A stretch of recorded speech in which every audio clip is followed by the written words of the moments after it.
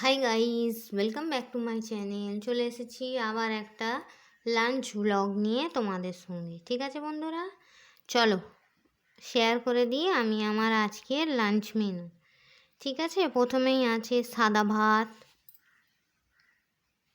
বেগুন ভাজা, পটল ভাজা,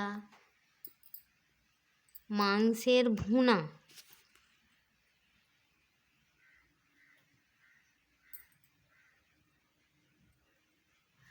গরুর মাংসের ভুনা। কালারটা দেখো, জাস্ট ওয়াও।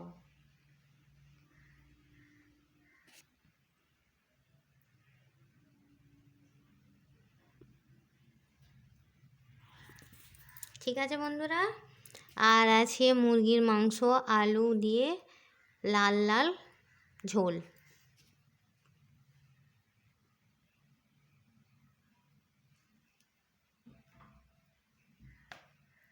ঠিক আছে বন্ধুরা, আর বিট স্যালাড। খাবার পরে ফলটাকে না বন্ধুরা কেটে ফ্রিজে রাখি, জানো তো। আজকে ভাবলাম যে না, একটু ফলটা যখন কেটেছি তোমাদের সঙ্গে শেয়ার করি। খাবার পর আছে অ্যাপেল আর কলা।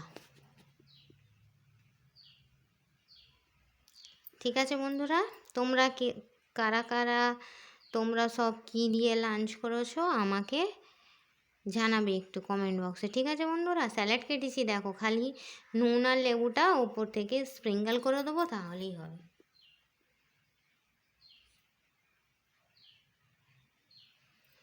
ঠিক আছে বন্ধুরা, চলে এসো আমার সিম্পল লাঞ্চ মেনু।